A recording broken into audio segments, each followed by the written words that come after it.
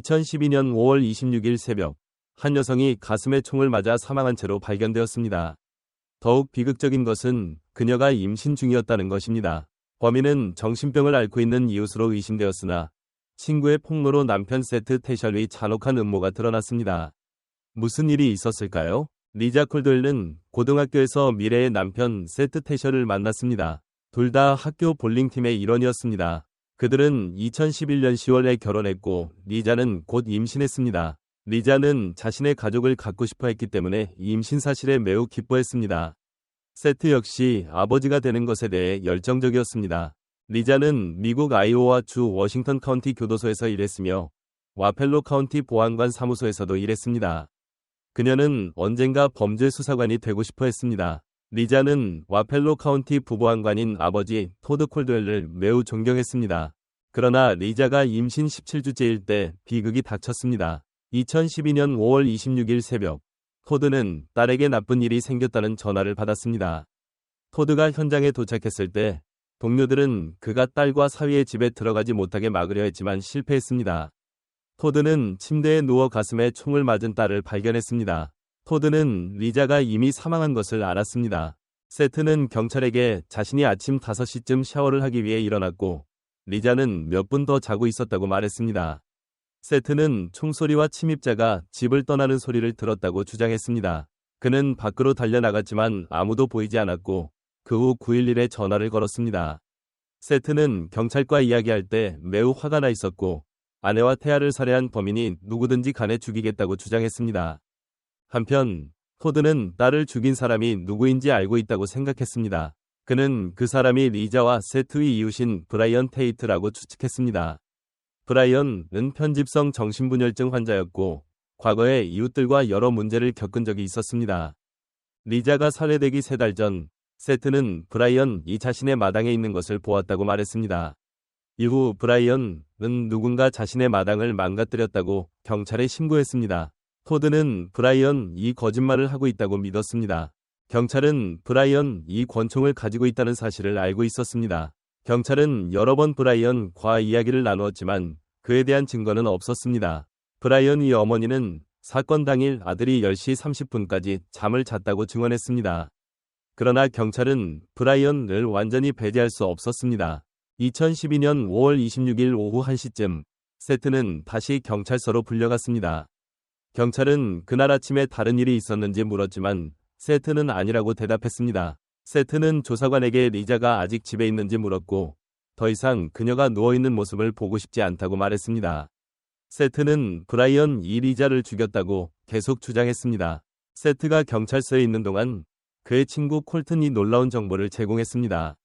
23세의 임산부 리자 콜드웰가 자택에서 총에 맞아 사망한 후 남편 세트 태셜은 56세의 정신건강 문제를 겪고 있는 이웃 브라이언이 범인이라고 주장했습니다. 두 사람은 오랜 기간 동안 갈등을 겪고 있었습니다. 몇 달 전 세트 태셜은 브라이언 윗땅으로 사슴 사체를 끌고 갔습니다. 두 남자는 이후 갈등을 겪으며 서로의 땅에 사체를 던졌습니다. 브라이언은 이후 돌과 배설물이 집에 던져지는 등 다른 파괴 행위를 신고했습니다. 그는 경찰에 이웃을 고발하는 전화를 자주 걸었습니다. 브라이언은 여전히 의심스러운 인물이었지만 수사관들은 세트를 더 주의 깊게 조사하기 시작했습니다. 세트는 변호사 없이 주 수사국의 수사관들과 이야기하는 데 동의했습니다. 그는 911 조정자에게 이야기한 것을 감정적으로 다시 말하며 샤워를 하고 있을 때 브라이언으로 의심되는 침입자가 리자를 총으로 쐈다고 주장했습니다. 2012년 5월 26일 새벽, 한 여성이 가슴에 총을 맞아 사망한 채로 발견되었습니다. 더욱 비극적인 것은 그녀가 임신 중이었다는 것입니다. 범인은 정신병을 앓고 있는 이웃으로 의심되었으나 친구의 폭로로 남편 세트 태셜의 잔혹한 음모가 드러났습니다. 무슨 일이 있었을까요? 리자 콜드웰은 고등학교에서 미래의 남편 세트 태셜을 만났습니다. 둘 다 학교 볼링팀의 일원이었습니다. 그들은 2011년 10월에 결혼했고 리자는 곧 임신했습니다. 리자는 자신의 가족을 갖고 싶어 했기 때문에 임신 사실에 매우 기뻐했습니다. 세트 역시 아버지가 되는 것에 대해 열정적이었습니다.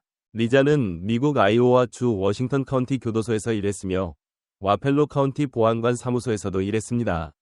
그녀는 언젠가 범죄 수사관이 되고 싶어 했습니다. 리자는 와펠로 카운티 부보안관인 아버지 토드 콜드웰을 매우 존경했습니다. 그러나 리자가 임신 17주째일 때 비극이 닥쳤습니다. 2012년 5월 26일 새벽, 토드는 딸에게 나쁜 일이 생겼다는 전화를 받았습니다. 토드가 현장에 도착했을 때 동료들은 그가 딸과 사위의 집에 들어가지 못하게 막으려 했지만 실패했습니다. 토드는 침대에 누워 가슴에 총을 맞은 딸을 발견했습니다. 토드는 리자가 이미 사망한 것을 알았습니다. 세트는 경찰에게 자신이 아침 5시쯤 샤워를 하기 위해 일어났고 리자는 몇 분 더 자고 있었다고 말했습니다. 세트는 총소리와 침입자가 집을 떠나는 소리를 들었다고 주장했습니다. 그는 밖으로 달려나갔지만 아무도 보이지 않았고 그 후 911에 전화를 걸었습니다. 세트는 경찰과 이야기할 때 매우 화가 나 있었고 아내와 태아를 살해한 범인이 누구든지 간에 죽이겠다고 주장했습니다. 한편 토드는 딸을 죽인 사람이 누구인지 알고 있다고 생각했습니다. 그는 그 사람이 리자와 세트의 이웃인 브라이언 테이트라고 추측했습니다.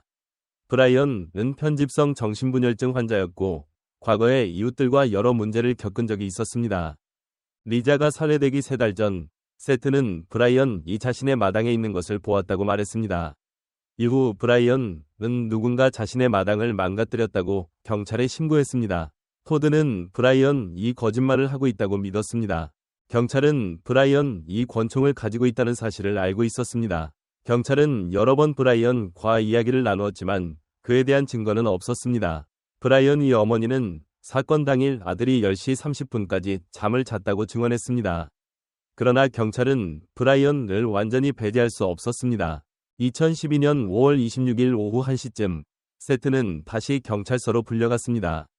경찰은 그날 아침에 다른 일이 있었는지 물었지만 세트는 아니라고 대답했습니다. 세트는 조사관에게 리자가 아직 집에 있는지 물었고 더 이상 그녀가 누워있는 모습을 보고 싶지 않다고 말했습니다.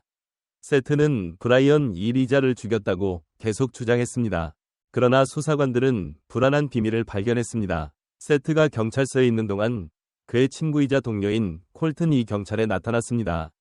콜튼은 경찰에게 세트가 비밀 전화기로 직장에서 레이첼 MC 팔란드라는 여성과 자주 문자를 주고받았다고 말했습니다. 콜튼은 세트의 전화에서 레이첼의 사진을 보았다고도 말했습니다. 수사관들은 즉시 세트에게 외도를 하거나 다른 사람과 사진을 주고받은 적이 있는지 물었습니다. 세트는 부인하며 직장에서 레이첼이라는 친구가 있다고만 했습니다. 세트는 리자가 자신이 레이첼에게 문자를 보내는 것을 발견하고 멈추라고 했으며 자신은 이를 따랐고 잊어버렸다고 주장했습니다. 경찰은 세트가 리자를 살해했다는 증거는 없었지만 그를 완전히 배제할 수 없었습니다.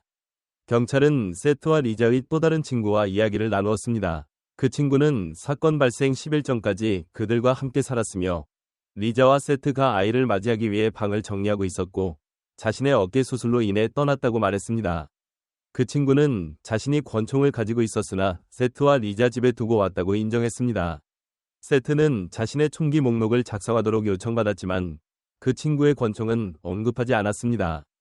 2012년 5월 27일 세트는 집으로 돌아가는 것이 허락되었습니다. 경찰관들은 그가 총이 발견된 잔디밭에서 무언가를 찾는 것을 보았습니다. 그는 총이 여전히 있는지 확인하려는 것 같았습니다. 2012년 5월 28일 경찰은 다시 세트의 집을 방문했습니다. 그의 트럭 안에서 경찰은 세트가 레이첼과 이야기하는 데 사용한 전화를 발견했습니다. 두 사람은 수천 개의 문자와 사진을 주고받았고 서로 사랑한다고 말하며 함께 있고 싶어 했습니다. 2012년 5월 29일 경찰은 레이첼과 이야기를 나누었습니다. 레이첼은 두 사람이 만났지만 키스 이상은 하지 않았다고 인정했습니다.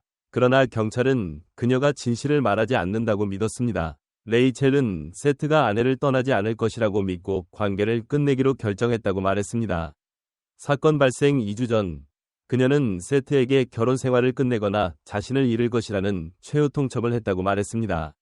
세트는 그녀에게 2주를 달라고 했습니다. 수사관들은 브라이언과 다시 이야기한 후 그를 용의자에서 제외하고 세트에게만 집중했습니다. 살인 무기가 세트의 집에서 발견되고 세트와 레이첼의 관계에 대한 상세한 정보가 밝혀지자 경찰은 2012년 5월 30일 세트 태셔를 체포했습니다.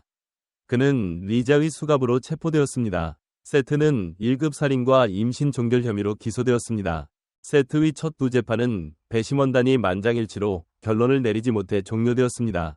두 번의 재판에서 변호인단은 브라이언이 더 유력한 살인범이라고 주장하며 세트에 대한 주의를 다른 곳으로 돌리려 했습니다. 세 번째 재판은 2014년 7월에 시작되었습니다. 이번에는 세트가 새로운 변호인단을 고용했고 새로운 전략을 사용했습니다.